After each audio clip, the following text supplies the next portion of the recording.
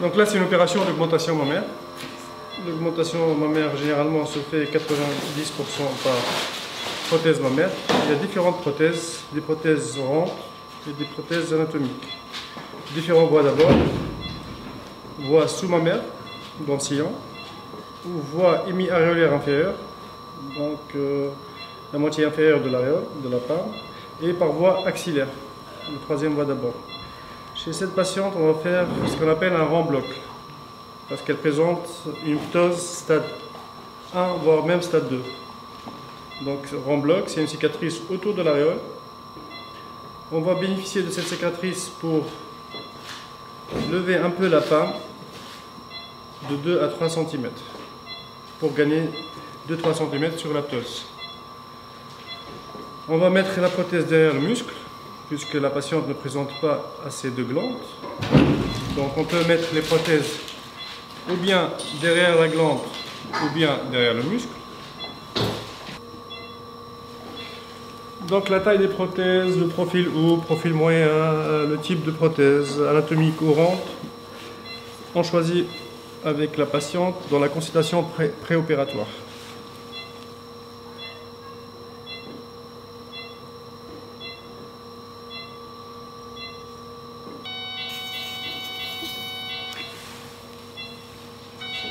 Donc là, c'est la voie d'abord.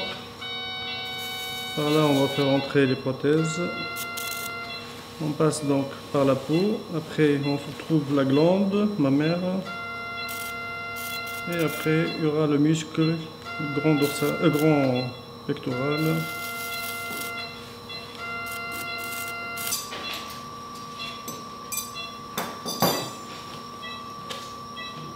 On contrôle notre déploiement. Bonjour, je suis Dr Khalel Moaz, je suis un chirurgien plasticien, je fais de la chirurgie esthétique réparatrice. J'ai commencé ma formation ici en Tunisie, après le concours de Resdana pendant 2 ans, et j'ai terminé ma formation en France, à Paris, dans les hôpitaux parisiens. L'indication de l'augmentation mammaire par prothèse, c'est surtout pour les femmes qui présentent une hypotrophie mammaire. C'est pour donner du volume au sein. On peut y associer un lifting, donc ça s'appelle lifting plus prothèse mammaire. Il y a différents types de prothèses mammaires. Comme vous voyez, il y a des prothèses rondes, il y a des prothèses anatomiques, donc c'est la forme. La prothèse ronde, celle-là, donc elle est ronde partout. Même si elle tourne, elle reste toujours ronde. Et la prothèse anatomique, elle épouse la forme du corps humain, du sein, donc elle est plus volumineuse en bas, dans le sillon, le secteur numéro 3, on dit. Les indications de la prothèse anatomique, c'est surtout des femmes jeunes avec une peau ferme. Sinon, c'est pour la reconstruction du sein post-mastectomie. Il y a aussi une différence de profil. Ces deux prothèses, donc, ces deux prothèses sont rondes, mais il y a le profil là, qui est projeté, hyper projeté, et là, elle est moyennement projetée. Ça dépend donc de la glande mammaire chez la dame. Les patientes qui présentent une hypotrophie importante, il faut donner une projection. Donc on utilise les prothèses avec une grande projection.